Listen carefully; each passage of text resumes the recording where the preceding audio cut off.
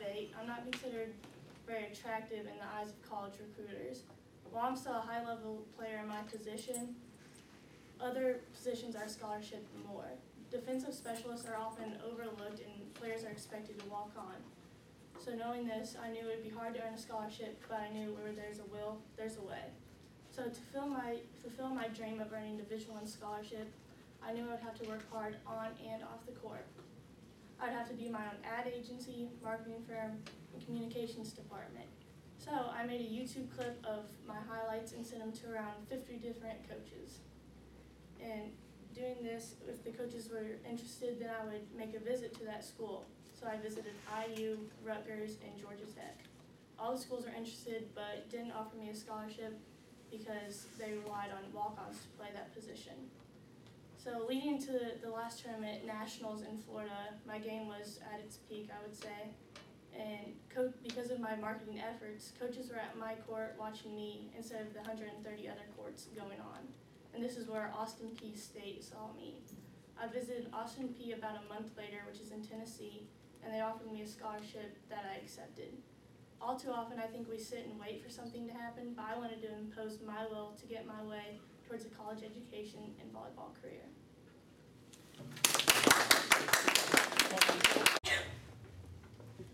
I don't like public speaking. It's not something I'm good at. I make mistakes all the time when I do it. I shake, my voice seizes up, and I use fillers all the time. But that's okay, because to err is human, and I don't want to take something away that makes me, me. One mistake permanently etched into my brain is something that I never thought would have been a problem. It happened a couple years ago when me and my sister were in the kitchen and my mom just brought home sea monkeys. If you remember what they are, they're a little dried package of brine shrimp that you put in water and you mix, and they come alive and you can look at them through the little magnifying bubbles, and it's really exciting because they're a lot easier to take care of than fish, and they're just a lot of fun to watch.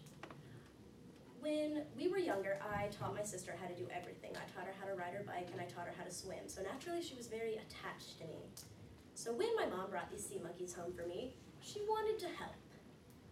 Well, to start the sea monkey process, you put the dried sea monkeys in a glass of water, and you blow bubbles into them so the air filters through them, and they circulate, and they become less dried and more alive.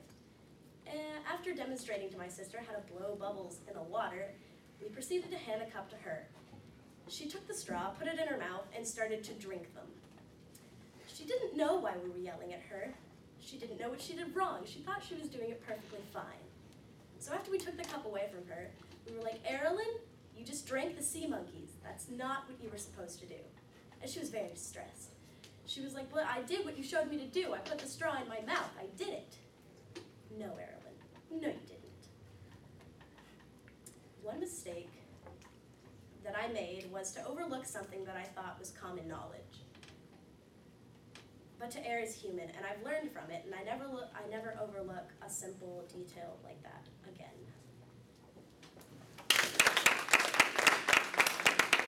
Think back in time to when you were a little kid and you were first learning how to pump your legs on a swing. You get that feeling of excitement in your stomach, like you're in charge and nothing can stop you. Well, when I was a little kid, I played with my neighbor who lived right down the street from me every day. And our favorite thing to do was swing on the swing every day. So we'd wake up early and we'd go to each other's houses and we'd go to our neighbor's swing to swing. Every day we would have contests to see who could pump our legs the highest. And this day, particularly, we decided to start jumping off the swings. So we started low and we started jumping, and then we started to go really high and see who could jump off the swing the highest. Well, it was that last jump of the day that I will always remember. That last jump of the day was the most memorable because as I pumped my legs to get super high, I jumped up in the air and I saw that I had won and I was the highest. But as I came down to land, my feet slipped out from under me and I landed on my arm. I started screaming and crying, and John Michael just stood there like he didn't know what to do. And so we ran over to his house, and his mom carried me home, and I had blood everywhere. My bone was out of my arm. No one knew what to do. So as she carried me home, I was sent directly to the hospital. So I I had surgery immediately that day, and I had to stay the next day in the hospital. And when I stayed that night at the hospital, I laid in that bed thinking that it was that one thing that my mom had always told me. What's sweeter than catching air and getting high off a swing? But what stings more than falling and breaking your arm? It's that one thing that she always said. The honey is sweet, but the bee stings.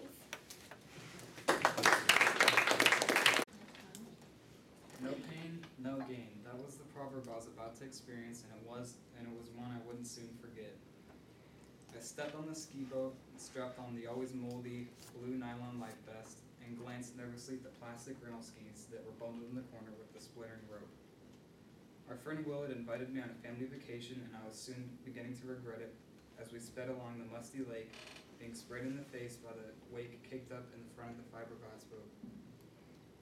Soon I could smell the exhaust of the engine as the driver eased off the gas and brought us to a stop. I pushed off the vinyl seat and into the lake, instantly covered in the algae-soaked water. Soon the skis splashed in next to me with the black foam handle and the rope attached to it. Slipping on the rubber skis, I leaned back, nervously signaling I'm ready, and hearing the driver say okay, he floored it. Instantly my arms stretched out, oily exhaust filled my lungs, making me cringe as the oil burned my nose. And my legs caught the current, my right leg torn to the side, making me feel like it was broken. Immediately I reached down to fix my skis, giving the driver the signal okay, and he finally floored it and I made it. Water dripping off my arms and life vest, being sprayed behind me as I slid across the lake like glass. I hadn't stopped at pain, I had pushed farther. I had made it past pain, with the no pain, no gain.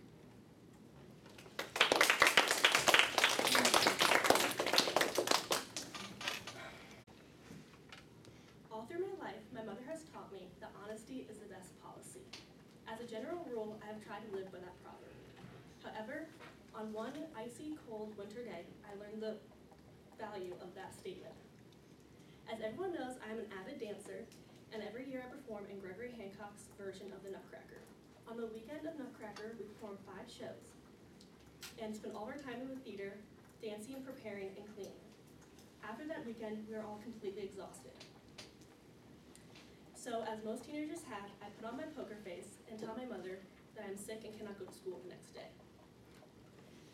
The next morning, I wake up early and grab some breakfast and sit on the couch. I watch as my mother and sister prepare for their days. Suddenly, life stops. Everything appears in slow motion. I hear screeching tires and a searing pain runs through my back. I go black and I fly across the room. I hit the staircase. Glass and debris is surrounded around me. It takes a moment, but I get to my feet and observe the chaos in front of me. A car stands where I used to lay. 3 people who have yet to meet stare me blankly in the face. A 12-foot hole stands where my wall used to be. As sirens approach my house, I'm overwhelmed with a feeling of guilt. I realize in that moment that honesty is truly the best policy. I feel as though I'm being punished for lying to my mother and skipping school. In that moment, I realize that I've learned my lesson well, and I will never lie to my mother or skip school again. In the aquarium and observing all the aquatic life there, the fish, sharks, turtles, seahorses, and seals. Now imagine yourself in a huge tank with that same bustling aquatic life swimming all around you. Looking to your left, you can see the turtle making his way around the tank, surrounded by beautiful fish. Looking to your right, you can see the eel in the rocks. And looking down, you can see the stingrays swimming swiftly along with the bottom-dwelling sharks. You continue to slowly kick around the tank as you take in the breathtaking view. Looking through your mask, the water is crystal clear and full of life.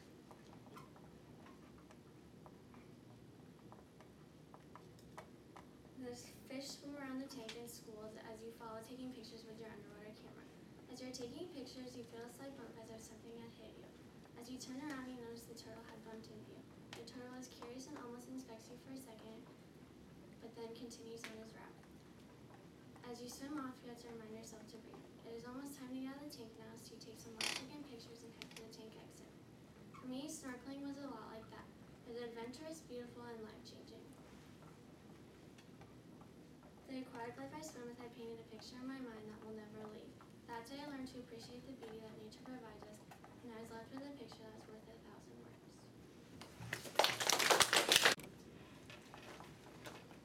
I walked into a room. A stranger handed me a bottle of pink liquid medication and told me to feed it to one child. I could barely breathe. The odor of the cramped apartment and ringing of screaming babies had disturbed my concentration.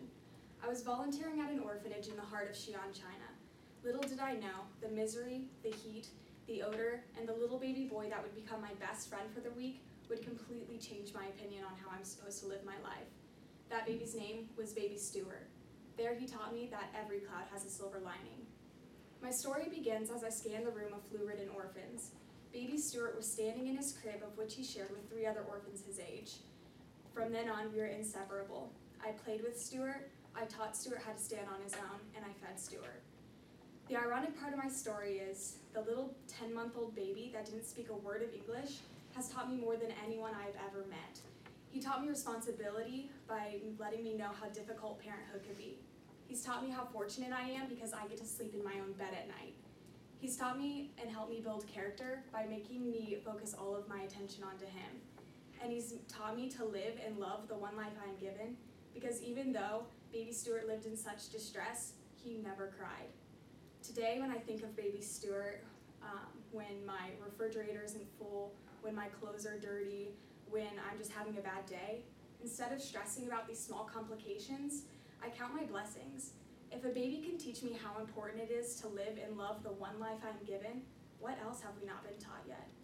Just remember that no matter what situation you're in or how cloudy it is, if you look deep enough, you'll always find its silver lining. In today's world, pit bulls are viewed as mean and ferocious dogs. They are even banned in countries such as England, Scotland, and Germany. Even though some fit the stereotype, there are others that aren't. My pit bull Flower was the sweetest dog in the whole wide world. I got her when I was 6 years old as a puppy. She was black and white and had a black spot over her right eye.